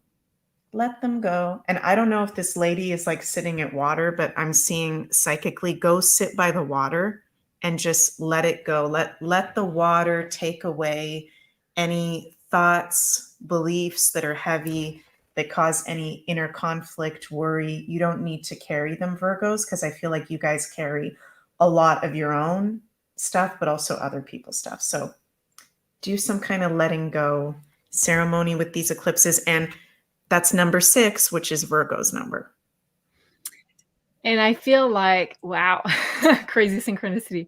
I feel like those beliefs that we have to let go around this time might also be related to money, because the South Node is in the second house for this eclipse. So around resources, the fear of lack, the fear of not having enough, of self-worth, also not being enough, not being worthy enough. So that's a big Virgo theme. Usually, like most Virgo overdo things because we don't feel like we're enough.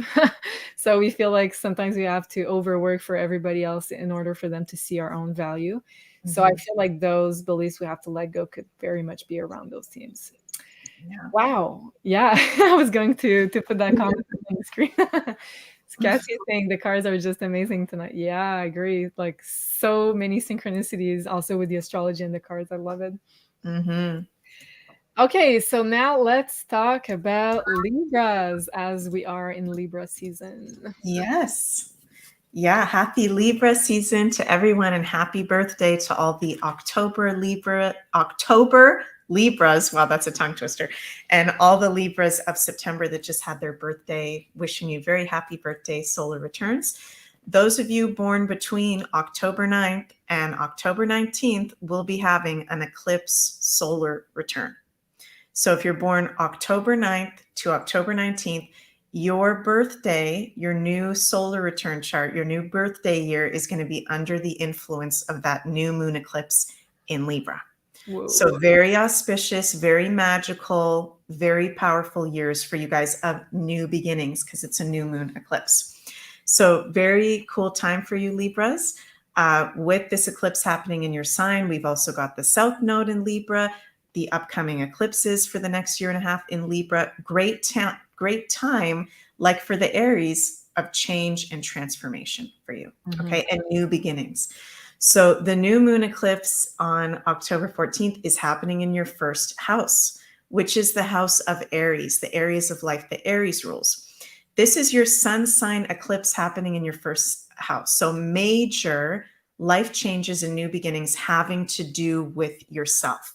So it's kind of interesting because Aries is your opposite sign, right? Libra rules others and harmony in life and with others. And Aries is about self and our confidence in being in our own energy and what serves us. So Libras, you're really stepping into a new beginning of how can you best serve yourself, be in your own identity. There could be identity changes happening. Not that we want to change, like I'll be careful what I say here on YouTube, but you guys know what I mean, where, if you're projecting outwards that you're this certain thing, but you feel on the inside, like, for example, I had a beautiful consultation with someone today who's going to become an astrologer.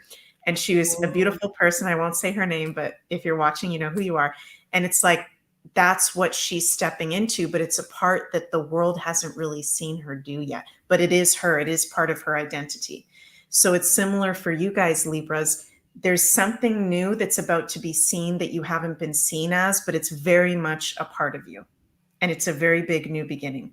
So there's new gifts and talents that you have to offer to the world in your identity, as well as the first house is how we physically look and present ourselves, our appearance, our style. So that can be going through a change over the next 6 months to even a year.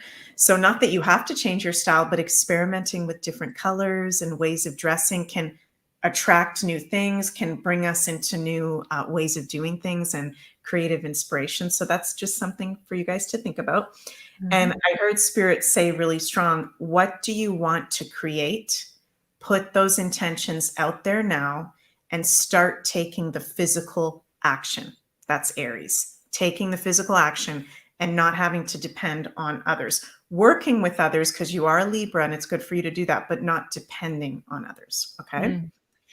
And the full moon eclipse in Taurus on October 28th is happening in your 8th house, the house of Scorpio. So this is really intense because it's a full moon eclipse, which is endings, cleansing, completion, illumination. And Scorpio rules rebirth, death, transformation, intense life experiences. So if it's not intense enough for you, Libras, you're going through a total transformation of self in your identity, in your spiritual growth, also shadow work. Okay, like shadow work, I think would be good for you guys to do now and for the whole next 6 months. Major transformation, healing, and renewal, cleansing time, having to do with your hidden shadow side. Hidden money is highlighted. Okay, so money coming out of nowhere or investments are also highlighted for the next 6 months for you guys. Empowerment. How can we merge with others, and death and rebirth? So I'm just going to be honest, Libra, because as astrologers, it's our job to sometimes be honest. This is where there could be, deaths happening in life of people close to us or maybe people that we know. Doesn't necessarily mean that someone's going to die, okay? But we could be experiencing someone passing or someone close to death and us watching that process, or it might be us going through a death and transformation process. Okay. So it's a great time of healing for yourself and your relationships to the people closest with you, because Scorpio also rules merging with others. So this is a very powerful time for Libras. Wow. Indeed, very powerful time. And I have pulled 2 cards for you, Libras. So the first one, and it's interesting that it's in the 8th house, the second eclipse, and I have the card Transcending Duality. So it says, we are transcending duality and merging into oneness. So, and the 8th house is all about merging. It's all about connecting with someone, but also with our own divine masculine and divine feminine together. So it's really like reconciliating facets of ourselves that we didn't even know were part of ourselves. So I feel like this is what you Libras are going to be able to do with the power of the 8th house and the second eclipse. And the first one also, because as you said, it's about also showing up in different ways and integrating different parts of yourself that you might never have shown to other people. And the second card I have is the Solar Flares card from our astrology deck. So activate, it says. So, oh my God. So the Libras are gonna get so much activations. And it's interesting that it's the 17th card. So it's the Tarot Star card. So you guys are going to be very, very activated with new downloads, new I always feel like DNA upgrade for some kind of reason, different ways of showing up in your missions, having different tools in order to show up even more strongly for your mission related stuff. And the 17th card is the star card in the tarot. So I feel like you can really call on your star family, star guides, and they're probably gonna show themselves to you through dreams, or let's hope through 3D also, if you are ready for that. Wow. Okay. Cool. I wasn't expecting those messages, but it's always cool. So did you have any comments you wanted to bring up from the Rumble chat while I changed? Let's see. Yeah. Thank you to everyone in Rumble that's watching. We see you guys. We see you guys. No particular comments. Everybody's just saying, things are resonating with them. People from all over the world there in Rumble. So thank you so much, everyone in Rumble that is watching. Everybody seems to be really resonating with what we're saying so far. So that's cool. Very cool. And if you have questions, we'll try to get a few questions answered at the end of the show. So please populate them either in the Rumble chat or in this chat. And we'll try to pick maybe 2 questions at the end of the show. Yeah. All right. Let's talk about Scorpios. I'm always excited to talk about Scorpios. Okay, so the first eclipse for Scorpios is going to be on October 14th. That's going to be in your 12th house. So as far as, let's say, more challenging houses to have an eclipse in, I think the 12th house is one of the more challenging houses. But I'll give you some, let's say, clues and advice on how to really channel this energy in a more positive way. And of course, it's going to talk about letting go, because the 12th house deals with that. And the South Node is right now transiting also your 12th house of letting go of past karmic connection, because it's in Libra, but also past karmic behaviors, past karmic patterns that we've inherited from other people. And now it's time to let go of those so you can really move on to the next level of your spiritual path. So a lot of, yes, I said that, but I'm going to say it again, a lot of letting go of past karmic relationships and opening up space for even more relationship awareness. So because the eclipse axis falls in the relationship axis, so I think you guys will be opening up even more space for people that align spiritually with you, because it's in the 12th house. It's a new moon, so you might have new people crossing your path, but those one are going to be very much spiritually aligned because the South Node is there. You're going to feel very sensitive towards other people, probably a lot more empathic than usual, and even more sensing other people's feelings. So very important, like as we said, I can't remember what sign we were talking about, but Gemini, I believe it was, to really make sure to spend some time alone in between those eclipses, because you'll have to really make sure that you are processing emotions and feelings that are really your own and not the ones that the people around you, the collective, the fear that's pumped in the collective field. So you'll have to really have strong boundaries. So spending time alone, spending time in nature is the 12th house. That's going to be very important for you, Scorpios, in order to get the guidance and the messages, because there's going to be important messages coming to you. We have Mercury conjuncting this eclipse, important messages and guidance through people that have crossed on the other side, or your spiritual guides, or your star guides. But you're going to have very important guidance coming in around this new moon eclipse. And on the other side, there could also be secrets being revealed from the people around you in your life around this eclipse. So you might, and it's not necessarily going to affect you personally, but you might have like important secrets being revealed, and that's probably going to, let's say, impact you in some way, because obviously it's the 12th house, so it's like the secrets revealed, the spiritual awakening house. And Pluto's there right in your IC. So like your most vulnerable piece of your chart is making a square to this eclipse. So you're going to have to really stick to your values, your foundations, who you are at your core, and not let everything else that's going on around you influence you around this eclipse. But I feel like people from this community are probably the best prepared for an eclipse in the 12th house, because you guys are spiritually inclined already. So I think really try to do some more psychic protection is going to be important for you, Scorpios, around this time. And then the second eclipse is going to fall in your 7th house of relationships and partnership. That's going to be on October 28th. So for a lot of Scorpios, there's going to be a completion of a phase in your relationship sector. And it can be very positive as well. So not necessarily a separation. It could be a change in dynamic and change in your outer circumstance.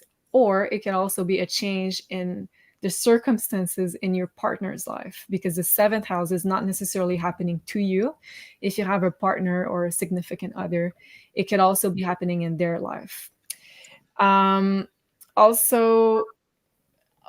Because Jupiter is there, so that's very auspicious for finding the right teachers at the right time, the right mentors, and getting the right guidance from the people around you at the right time. So if you are, let's say, looking for answers regarding certain topics, you're going to be led to have the right conversations with the right people at the right time, and you're going to get the best advice around this eclipse.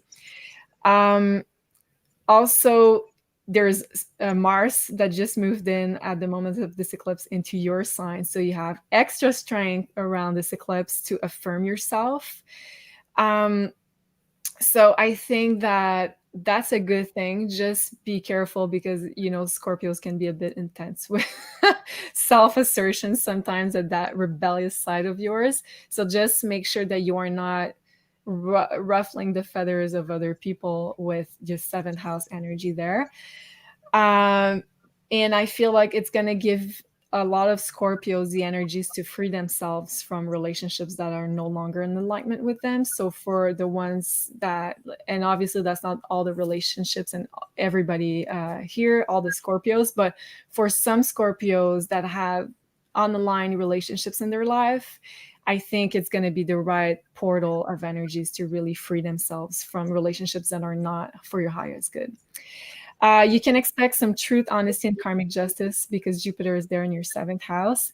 And for some other Scorpios, it can also be the end of a justice case. And Jupiter is going to rule in your favor, probably because you have Jupiter that's making you a strong mediator with the 7th house in this eclipse.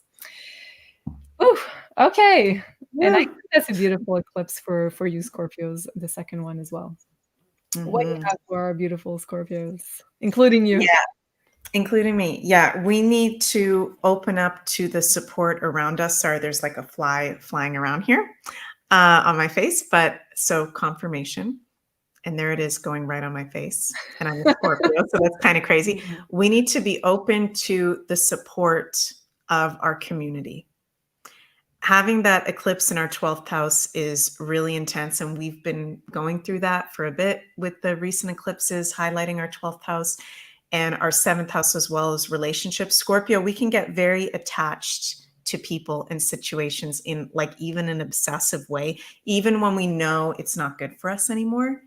So one of our biggest issues, Scorpios, is it's hard for us to be truly vulnerable with how we're feeling and what we're going through. So if you are going through something, Scorpios, having to do with relationships or just anything for that matter, any area of life, maybe try having an open conversation like you've maybe never done before with a friend, where you don't care about if you cry, you don't care about if you sound stupid, you don't care about looking weak, because Scorpios, we like to be, seeming like we're in our power and intense sometimes. Just be vulnerable with someone like-minded. And that can help us to, this is beautiful, I've never pulled this card before, to harvest new things when we get vulnerable and we open up. There's something about, I feel like Spirit's saying when we're vulnerable, we're in the flow of life, because even nature can be vulnerable sometimes. That's just what I'm hearing. When we're like rigid and feeling like we have to be strong and put this face up the whole time, it blocks us off from things that serve us. So being in our vulnerability, in our healing process, and being supported by like-minded people can help us to harvest and manifest new things, new relationships that serve, whether that's through love or business or clients or whatever it is. So I just feel like open up and be vulnerable. I'm just hearing that like really loud. So. And how interesting that Stephanie is saying flies are attracted to the light, Meg. So I feel like it's a message for all Scorpios, because deep down you are such a beautiful light. And throughout your own transformation, you're stepping even more into your own light each and every day that you're on this planet. So I feel like you're going to be very attractive to other people. So a lot of people are going to try to enter your field. So I feel like that's a message from the fly here. Okay, that makes sense. And also it's in the relationship axis, so it makes a lot of sense. Yeah. Okay, let's now talk about the next sign, which is Sagittarius. Yeah. Sagittarius is changing here.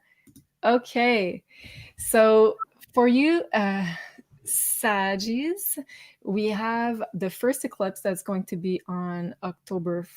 Oh, that's yours. Hmm? You're supposed to talk about Sagittarius. I'm supposed to Didn't I just talk about Scorpio? Oh no, you just talked about Scorpio. Okay, sorry. Okay, we're both mixed up. Let's get back. Okay, we're good. Sorry. For some reason, I was reading my notes and I'm like, oh, I have for Capricorn, so that's yours. Yeah, okay. Sorry. Take it away.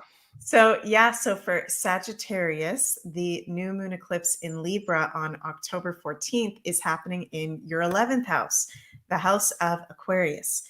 So big life changes and new beginnings having to do with your friends, group associations, communities that you're in, new communities you're going to join, because this is a new moon eclipse. So new beginnings, new starts, humanitarianism, your relationship to humanitarianism, your relationship with technology and social media, as well as hopes and goals.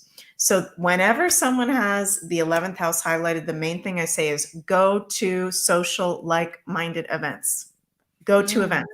Go socialize. Go to conferences. Go to classes. Go to workshops. Just get out there and go meet people, because there's new important opportunities and people for you to meet, Sagittarius, at this time and for the next 6 months. And some of you guys may be getting more techie than you usually are, utilizing the internet or social media or technology in a new and innovative way, whether that's for personal use or probably more for like work or career. So there can be new ways of doing things that may seem really techie that you've never done before, but these eclipses are helping to shine a light. They're shining a light on new opportunities for us to be harboring and utilizing. So this is definitely new people coming into your life, new community opportunities as well. And with the humanitarianism, there could be new ways that you're maybe serving the planet, even through, and usually Sagittarius are just doing this anyways, but, you know, speaking out or really living in your truth and not pretending with people anymore. Spirit wants me to say, not saying that Sagittarius are doing that, but, you know, humanitarianism doesn't have to just be going and volunteering or protesting, which is a part of it. There's nothing wrong with that.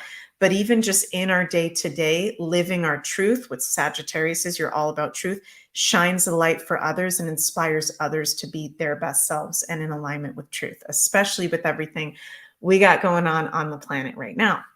So I hope that makes sense. And the full moon eclipse in Taurus on October 28th is happening in your 6th house, Sagittarius is. So this is the house of Virgo. So major life changes, cleansing, having to do with your physical health, routines, self-care, being of service to others. So this is interesting because the 11th house and 6th house both have to do with being of service to others, or even volunteering, doing some kind of humanitarianism work. So that's interesting. The 6th house is pets as well as day-to-day work. So you can be going through job changes that serve you for your highest good. Okay. This is also a really good time, and especially since it's a full moon eclipse, to maybe do some kind of cleanse. And I'm not a, you know, physical health expert or anything like that. But for me, for example, Sagittarius I've had my 6th house highlighted the past 2 years with the eclipses. And I've been able to do a cleanse for the first time and actually step into it, and it didn't even feel that hard. So just sending that to you guys as an invitation, I really feel like it is in natural alignment to do some cleansing when we have the eclipses shining a light on our 6th house. And pay attention to your physical and mental health at this time. Okay, because you may feel around that full moon a little bit more stressed out than usual. Not that I want you guys to, but just saying, it is the house of Virgo, which can rule mental stress, worry, you know, really being in our head. So just paying attention to what's coming up and doing some cleansing work if you do see those things coming up. And new routines you're making for sure. Day-to-day practices are really good to work with this energy in the best way, focusing on your routines. Wow, I love that. Okay, seems like a lot of beautiful stuff for the Sag. Okay, so I have 2 cards for you to share. So the first one is from the Starseed Oracle deck. Is the card of the Seas of Mintaka. So it says, seeing potential, bringing unconsciousness to light. So with the first eclipse that is going to be in your 11th house for you, Saggies, I feel like you have a lot of untapped potential to show to the world. So I feel like this is why this card is showing up now. And the other card that I pull for you guys is the Venus card. It says beloved. And when I look at where Venus is with those 2 eclipses, it's in your 10th house. So I feel like Venus and also you will need to show, let's say, all of your beauty, all of your talents, and even show up in even more new ways, because also Venus is self-worth, is your talents, is relationships. And we know that Sages are usually pretty good at relationships and having a lot of people around. They're usually very popular people. So I feel like you're going to be tasked to show up and really in a more public way, in a lot more public way. The 10th house is the public stage. So show your qualities and how beautiful you are and how talented you are, which are all Venusian qualities. So this is the message for you, Saggies. So I feel like this is going to be a beautiful, transforming set of eclipses for you guys. That's awesome. It's yeah. On the camera. The fly is now literally on the camera. Like, yeah. Okay. So maybe, what do you think it's saying there for the Sag? I feel like the fly for all of us is saying, you know, pay attention. Look, it's right over the screen. Whoa, okay, I thought it was your finger. No, yeah, I'm putting my finger there. Its wing is on the screen right now. That's so trippy. Wow. Okay. That's crazy. I feel like pay attention. That's the main thing I'm feeling from that. Because it's very easy. This is a lot of information to take in, and you guys are listening. Maybe listen to it again. Maybe look at the charts on your own. Pay attention. Journal about what's going on, because this is really, really powerful stuff. When we can be aware of this astrology, it can help us to navigate our lives. So I think there's very faded changes going on, and the fly is like, pay attention, pay attention. Wow. And you know, like what's funny, when it comes across the camera, it makes like an eclipse with your like with your camera. So I feel like those eclipses are going to be life changing for all of us in our frequency and the way we view life. Whoa. Okay. That's a powerful message. Cassandra Wow. is saying that's a sign. Yes, for sure. And Grant is saying it's time to fly, people. Wow. I love that. There again. Another eclipse from the fly. We're just getting eclipsed out over here. Wow. Crazy stuff. Okay. Moving into our next sign, we're going to talk about Capricorns. Okay, so first eclipse for you Capricorns is on October 14th. This is going to be in your 10th house, and that's the house that is naturally ruled by your sign, which is Capricorn. So I feel like you're going to feel very comfortable with this eclipse, and it's probably going to be very welcomed into your life because you guys usually like to have, let's say, changes in your, not necessarily changes, but like upgrades in your career. And I think this is what this eclipse will bring to you. Yeah, mainly. So okay, for a lot of Capricorns, first of all, we have the South Node there. So the South Node is some part of letting go that you'll have to do in your 10th house. So I feel like it has to do with past expectations or where you should be at this time regarding your public status, your work, your career.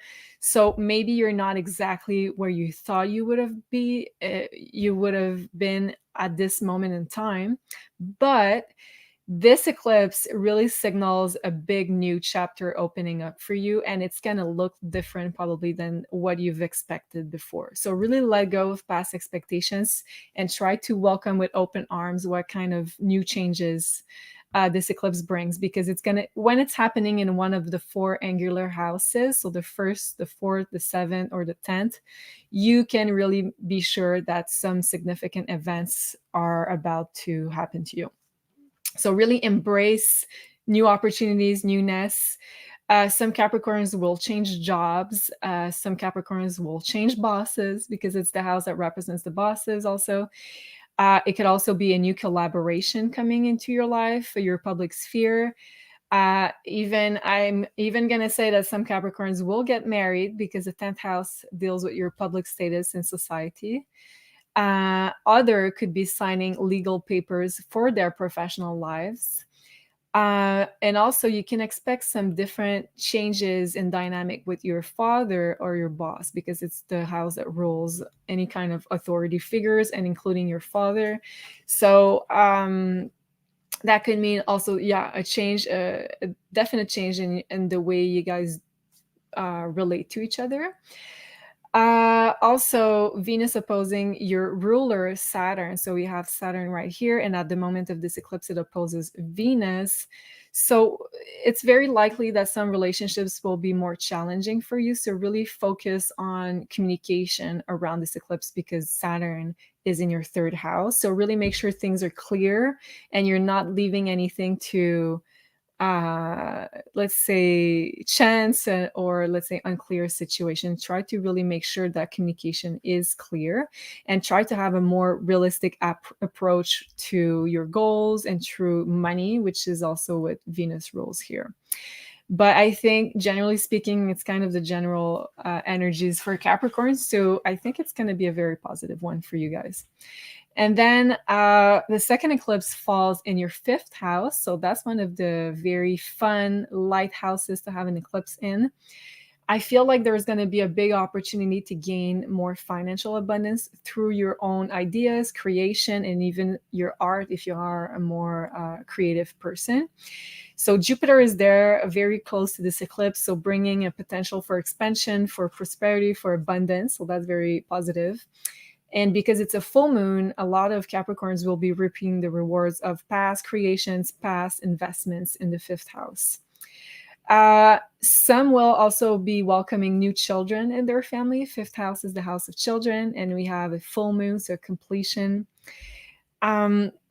It's also a good time to go on a vacation to recharge your battery or do some fun stuff in order to really make sure that you're recharging your battery and you're keeping your vibration really high.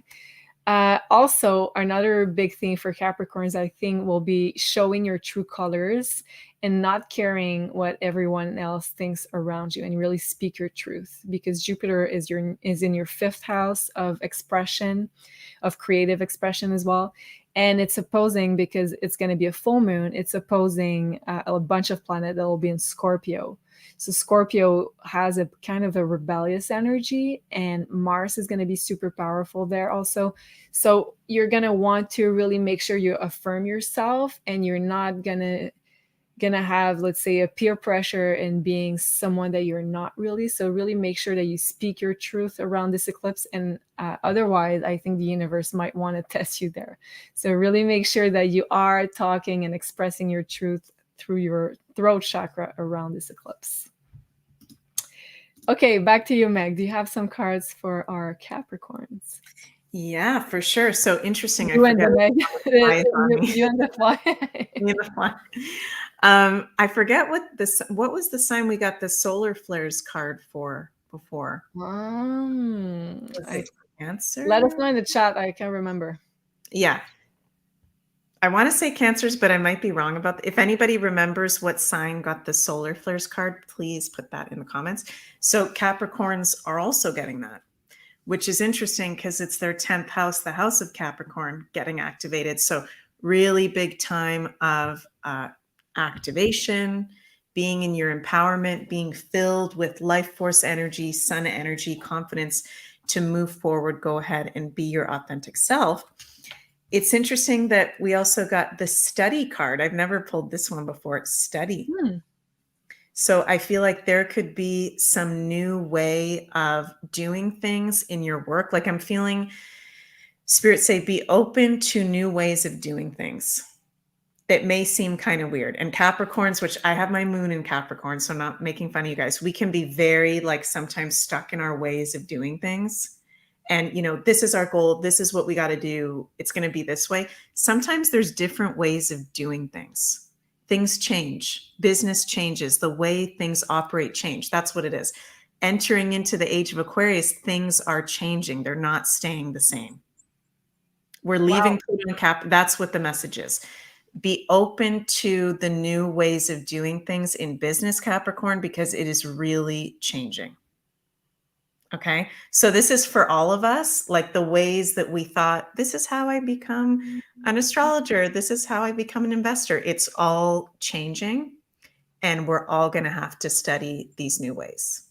But Capricorn, this is a big message for you guys in particular, because you've already, since you were a kid, known what you wanted to achieve. And, you know, they're naturally very hard workers, right, Julie? They're very passionate about their work. It's the sign that rules work. Yep. So just be open to the new ways of doing things. And maybe there's a course that's going to be taken. Something might come up around that. You know what? Like, I have a lot of Capricorns around me, and this resonates so much. You have no clue. Like, it's really a powerful message that you just delivered, because I feel like we're about to embark on such a different way of doing things, and Capricorn have to adapt their business mind and the way that they've set their ways in their day-to-day life, their career, their approach on professional stuff. So that makes a lot of sense. And it's interesting because I always pull a bonus card, but sometimes I don't have time to show it. But for Capricorns, the bonus card is progressions, which is about change. Progressions is in astrology. And look, the fly is now on the card. It's really a three-way show. Yeah. today. Julie, Meg, and the Fly, the new Astro Woo. But yeah, things change. Nothing stays the same. And like Julie said, Capricorns, you guys are very talented, very hard workers. Be open to the new ways of doing things. Your roles might change. Your work might change. And I feel like it's also a message, like Laura saying, like the astrology course, wink, wink. And but in all seriousness, I feel like a lot of Capricorns are now being tasked with learning about the new world, and I think it includes astrology because your card progression. If I'm correct, last time we did a poll on why we should learn astrology, you got the progression card, and that's the card you pull for Capricorns. So it deals about our relationship to time and relearning about syncing with the planets and the movements of the stars and the planets. So I feel like if you are a Capricorn, let us know if that resonates, but you might want to learn about astrology to really be more guided in where you should go next. And that reminds me, Julie, of that saying that I know we've both heard, and I'm sure some people have also heard out there. Millionaires don't use astrology, billionaires do.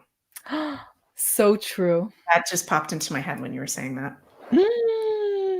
And we know like most of the millionaires and billionaires around the world have a strong Capricorn energy. So, okay, I think we're getting in some really deep messages here. I love that. People are asking in the, really funny comments. James says, decode the fly next. We might have to do that. And 6 fairy lights, that fly wants to join the team. Definitely. And pull a card on the fly. Yeah, I agree. I think you should pull a card. Do you feel like it? Sure. Yeah, I don't know shamanically what fly means. I don't know, but I just saw someone put a comment. I'm going to try to find it. Like they live just one day. Oh, here, Crypto Love says flies only live one day. So live in the now, present. Tomorrow's not guaranteed. Really? That's kind of sad. Oh. It's more like a carpe diem type of message. Yeah, like live in the moment. Yeah. Oh my gosh. Okay. Fly, what is your message? Please, through the cards. What is your message? Why are you here? Whoa. Oh my gosh. I've never pulled this one either. Safe home. I cast this circle round about. Safety now is beyond doubt. Like we are safe. Okay. That's beautiful. We are safe. We are in alignment. We're exactly where we're supposed to be. Be in playfulness. You know, nothing's perfect. Kind of like the Capricorn message too. Like that would be a nightmare if I was really in my moon in Capricorn and I wanted to be like totally professional. Like there's a fly going around, but it's about fun and playfulness, you know, and things don't have to be so serious all the time. So Maria is saying to move quickly, to fly. So probably like events are gonna start moving quickly around us, and like this card reminds us that we're safe. Wow, and we're protected. So I love that. We're safe and we're protected. Nice. Cool. Stephanie says we're safe to embrace change. Yes, very much. Okay, let's now talk about Aquarians. Yes. Aquarians. Okay, so for Aquarius Sun Risings and Moons, first of all, the new moon eclipse is going to be happening in your 9th house. So the house of Sagittarius, the areas of life that Sagittarius rules. So like Julie was saying earlier, this is one of the more positive houses to have. An eclipse is in, and this is really nice because it's a new moon eclipse. So new beginnings having to do with what is the 9th house? Our beliefs, our optimism levels. I'm having a hard time with my words tonight. Our higher consciousness, very much about our spirituality and spiritual learning. So Aquarians are entering a new phase of their spiritual growth and their beliefs. This can be a very good time for any kind of course. doing courses or higher studies, Aquariuses. So whether it's the astrology course or maybe there's some other course or courses that you're feeling drawn to do, this is a very good time that's in alignment. And the ninth house also has to do with publishing. Okay, so if you're a writer, this is an amazing time, Aquariuses, to be publishing projects, whether you're a writer or a creative or worker of any kind, publishing things out internationally, because the ninth house has to do with international affairs, is very good. Foreign travel, it's a really good time for foreign travel and foreign travel opportunities coming up to the forefront. And with Mercury in your ninth house, conjunct this eclipse, there can be new friends, new connections that you're making that are maybe from a different land that are foreign to you, or new things you're learning, Mercury information you're learning from a foreign land or a foreign teacher. So that's very interesting. And so that's very positive to have that ninth house. It's also the house of luck. So yay, it's a very lucky time, Aquarians, during this October 14th eclipse and for the whole next 6 months. Lucky opportunities can be coming forward to you where you're like, how did that even happen? So that's exciting. And the full moon eclipse is happening in your fourth house, the house of Cancer. So similar to the Cancers that we're having, it was the new moon eclipse in their fourth house, right? I think so. Yeah. So a focus, important to put a focus while expanding all those ninth house things, to also have a focus on home, family, your ancestors, and your foundation. And because now the fly is on my face, and because this is a full moon eclipse, it's about endings and completion and cleansing. So there can be really deep-seated familial wounds or ancestral wounds that you're working with, Aquarius, or being cleansed. So I would say ancestral healing work could be really good at this time and over the next 6 months. There could be, you guys could be moving homes, literally. It could be the change of moving, leaving an old home, moving into a new home, or different communities. So that could be something coming up for Aquarians as well. And it's very much about our emotions, the fourth house of Cancer. So you can be feeling more emotional than usual. And I know sometimes Aquarians can be very detached from their emotions, which is a gift, but sometimes we need to really feel into things to know what's going on, to know what's in alignment for us, and to heal things that are coming up to the surface. So pay attention to your emotions and what is coming up on your emotional level, Aquarians, because you can be getting insights from that emotional space, definitely from your ancestors, and your family is for sure highlighted at this time. And Jupiter is there. So it's nothing, it doesn't feel like too heavy. It feels like actually improvements going on with home and family. So that's nice. And you guys are about to have Pluto go into Aquarius fully next year. So you're going to want to have that foundation set, because you guys are going to go through what the Capricorns have had to go through with Pluto and Capricorn. So a lot of transformation, life changes, intensity in certain ways. So having that foundation set, really important for you guys. Well, I love that. And okay, I pulled 2 cards for our friends, the Aquarians. And the first one that I have is redirection. So it says every rejection is a redirection. So really pay attention where life is kind of maybe shifting you around those eclipses. So sometimes the universe will a lot of times the universe kind of use the eclipses portal to really redirect you. So be really aware where the universe is trying to direct your attention, where are you supposed to go. But don't worry, because you got also the ladybug card, which says that this is a time of good fortune and abundance. So be willing to receive all good things in your life. And yeah, so I think it's going to really help you be in a more receiving state, and a more like it's going to help you receive a lot of like good opportunities in an easier way.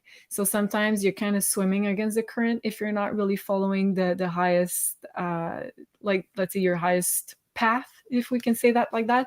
But the universe is going to redirect you in some kind of way, so you could be more in a better position to receive guidance and fulfillment in an easier way. So I think that's the message for you Aquarians, and I'm having trouble to speak to you. So I think we're both, even though I'm not jet lagged, so I don't have this excuse. Yeah. So let us know if that resonates for you Aquarians, and we're going to shift to our very last sign, which are the Pisces. So Pisces, I'm going to share that with you and switch here. Okay, so Pisces, first eclipse October 14th is going to fall in your 8th house. So that's one of the more, let's say, challenging houses where you can have an eclipse. So your adaptability and receptivity is going to make or break whether you're going to have a nice and easy time or a harder time. So if you're more willing to adapt to wherever, let's say, the universe is pushing you, it's going to be an easier one, I would say. But the 8th house is the house of transformation. So a big transformation probably will occur in your life. And we have a sign here. Something just fell. Yes. So big transformation that's about to occur in your life, probably regarding relationships, because it's in the sign of Libra in your 8th house. On the more positive side, it could be letting go of past traumas, past experiences, past karmic attachment or bonds that no longer serve you. Letting go of past lovers is a big one, I feel, for Pisces, because in past karmic partners, because you're about to open a new window, a new space for new people that are more aligned with your path. So that letting go process will be super important because the South Node is involved in this eclipse.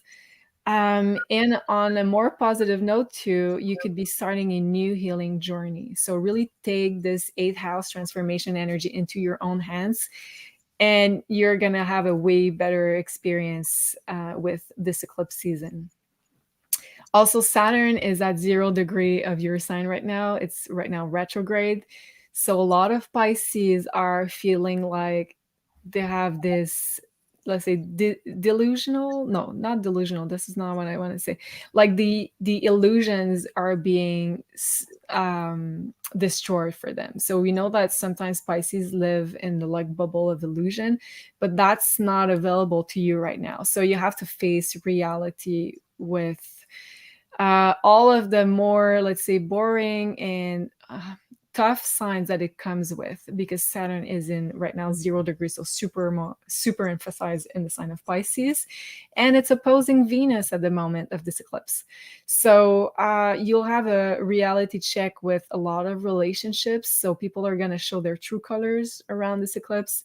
And I can't remember what it was exactly the saying, but it's like, when people show you their true colors, believe them. So I feel like this is what Spirit wants me to say right here. And another subject that you have to really make sure that you're taking into consideration is really taking this physical health balance with the mental health balance. So really make sure that you are putting a lot of efforts into your own health and preserving your mental health, because with let's say Saturn and Neptune that are in your sign, you are very sensitive, and sometimes you can come across also relationship challenges. So really make sure that you are focusing on whatever you need to do to stay in balance with your own health, whether it be physical or mental or both. And have a routine that's supportive of your high sensitivity, I think, will be the best thing you can do surrounding those eclipses. And then for the last eclipse on October 28th, that's in your 3rd house. This one is going to feel a lot more positive for you, Pisces. So you could be completing some form of learning or teaching project around that time, reaping the rewards of a learning project, or even starting to teach. So I feel like a lot of Pisces will be completing a phase of being a student in one area of their lives and about to teach it, because Jupiter is kind of a teaching planet, or use this knowledge to empower other people and to guide other people. Also, because we have a lot of energy there that's going to be in the information axis, and Neptune, is it Neptune? Yeah, Neptune will oppose Venus around this eclipse. So really be careful about the information that's being presented to you. And there's probably going to be a lot of information and truths revealed that would challenge your belief system, because also we're going to have a lot of energy in the 9th house in Scorpio at the moment of this eclipse. So be open, because it's probably going to shatter a lot of your beliefs. Be open to re-questioning everything. And with Neptune that's being aspected really strongly at the moment of this eclipse, just open the door to not having all the answers around this eclipse. So maybe delay a little bit more of the important decisions you need to make with money, relationships, and health, which are all Venus ruled at the moment. And then I wanted to say, you will probably be connecting with people that are more aligned with your belief system, with your spirituality. So that's very auspicious there. You could be finishing a book, a communication project, expanding your business because of that Jupiter energy, or even your friend circle could be expanding. So I feel like there's a lot of positive there. Just make sure that you are aware of Neptune that could be clouding a little bit of your judgment, especially because it's in your sign. So just make sure that you are grounding yourself and tuning into your own intuition at this time. So that's what I have for Pisces. And what do you have for the cards, Meg? Oh, you are muted, Meg. Okay, sorry about that.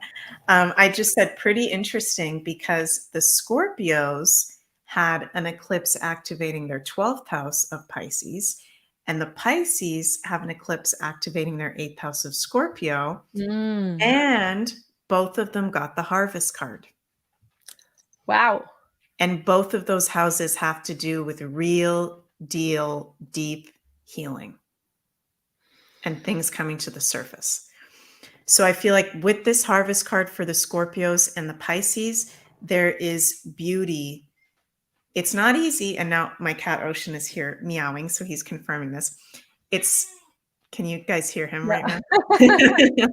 He's affirming it. So there's beauty when, sorry, it's a little distracting with this fly and now the cat. We can do it. Okay. So, we have to go through, there's points in life is cycles where we have to go through maybe some discomfort and challenges to get to that point where we go through the healing process to get the harvest, to get the gifts on the other side. The other card is Venus, which is about enjoyments of life. So Pisces, once you've gone through this period of having the eclipse activate your 8th house, this is very much about healing and empowerment. And the fly is now on this card. Okay, Venus. Oh my God. There's beautiful blessings coming to Pisces, but you have to face your shadow side first. You know what? Like Laura saying, this past full moon was a harvest moon. Wow. So maybe it's in relation. Wow, the cat is crazy. But maybe like what those two signs are experiencing are very much tied to the last full moon, which was the harvest moon. Yeah. So look at what was happening for your life around the last full moon, which was September 29th, I believe. Mm-hmm. Yeah. Yeah, it feels like, and Pisces is the most sensitive sign in astrology. So they accumulate a lot. They're like sponges, really going through a lot, processing a lot of emotions. And there's a lot going on collectively, right, Pisces? So if you haven't been doing any healing work or self-care, it's going to come up during the eclipse. And do it, because there's beautiful blessings on the other side when you face those things and you're not holding on to those things, right? We don't want to hold on to other people's stuff or our own stuff that's not being faced with. Right. Wow. But like with Saturn in your sign, like you have no choice but to face reality, face the music. So might as well embark on a nice positive healing journey so you can really take that into your own hands, right? Yeah, that makes sense too, because it just clicked in as well that like you said, Saturn is in Pisces 0 degrees, which can be challenging as well. So going through those initiation times to bring more growth, to bring more awareness, to bring healing, to get to that point. Yeah. Right? Yeah. So maybe I should read that because I didn't read that for the Scorpios, what it says on the harvest card. Go ahead. So as the waves of the ocean are infinite, as the trees in the forest grow tall, let my work now bring me to harvest. I am ready to receive my all. Oh, That's cool. that's beautiful. So, in what I forgot to say, maybe, is that when you are going through a transformation, you are being even more ready to receive, like you're signaling the universe, like, I'm ready to receive even more goodness into my life. So I feel like this is a message Pisces should hear right now. Wow, thank you so much, Meg. We did it. We were gonna answer maybe one questions because we're kind of going a little bit more are a little late than I thought. And right Yeah. before we do so, I just wanted to remind everybody that until we still have 10 days in order for this coupon code to expire. So Astro 15 gives you 15% off the Astrology Foundations course that we just put out on the beyondmystic.academy. And also you will get the tarot and astrology workshop that we just filmed with Janine. So we are going through the 22 major arcana and giving all the astrology connection and going through the history of the cards. So that's like a lot of knowledge packed into this workshop as well. And yeah, we can't wait to start this astrology journey with all of you. So you are very welcome into our astrology sacred community. And oh, I forgot to say also, there is also a community that's that will be included in this package. So you get the course, which is like I wrote 20 plus hours, but I think it's going to be way more than that, to be honest, at a very fair price. And you get also the astrology community. So a lot of the same people from the community that will share their own charts, and we will answer questions over there as well. And the workshop. So Astro 15 is the code you're looking at. Okay. I think you have something ready for us here. Yes. So Contrias1, sorry, I don't know how to pronounce your username, on Rumble, thank you for the Rumble rant, says, I am a Pisces sun and a Gemini moon. My husband is Leo sun and a Cancer moon. Are we going to be okay? Okay. How do you want to tackle that question? Maybe we can do some cards. Yeah. Okay. Let's go do some cards. Good idea. Okay. So are we going to be okay? So yeah, for you as a Pisces, like we just talked about, Saturn at 0 degrees Pisces and the eclipse in your 8th house, definitely being tested. The Pisces and the Scorpios are definitely being tested right now. So just know if you are feeling something funny, it's not going to last forever, but let's see what the cards have to say. Okay. Okay. Do you have any cards yet, Julie? No, they don't want to come out. Sometimes they jump. Really? Like they don't want to come out. Okay, I have wow. Whoa. Can I share? Yeah. So they didn't want to come out, but 2 of them came out, and I have Mars and Venus. Oh. Wow. And it's funny that you have opposition too, because we're right now in the relationship axis of Aries and Libra, and it talks about an opposition in astrology is about relationships. It's about compromising. What message did you want to share with that card? Yeah, there's definitely. So, okay. So you're saying, are we going to be okay? So that can mean a lot of different things. It's interesting because Julie got that Mars card and I got the opposition card. So there's some kind of tension going on. Okay. I don't feel like it's really bad though. I just feel like it might be a difference of where you guys are at the moment. This is interesting. The root card, Iman Koli, and the 12th house, like where you guys are at consciously or on your, that's what it is. Where you guys are at on earth in your soul's journey maybe a little bit different consciousness wise, which can be causing some strife, some opposition, some tension. So I think the cards are confirming that. What do you feel, Julie? I'm going to pull. I agree with you. And with Mars and Venus, I feel like Mars could talk about conflicts, and obviously it's women, like divine masculine energy versus divine feminine energy. But Mars could talk about like there's conflicts right now, and Venus in the astrology for both of the eclipses is not in a good position. It's in his fall sign of Virgo. It's making 2 oppositions with the 2 eclipses. So for everybody, I feel like there's going to be potentially some conflicts regarding relationships, some challenges. So I feel like you're going to go through, like, let's say maybe important conversations and readdressing a lot of things. But the other card that I got was, I don't know how to pronounce that, Imu, which says, this is a good time to go on a new adventure. So I feel like you guys need to have a mutual project, go on a trip, do something together that you both are inspired and motivated to do, and it's going to unite you even more. Like, I don't think it's going to be a permanent conflictual situation. I feel like it's temporary. Yeah, I agree. Safe home card. Are you guys going to be okay? Yes.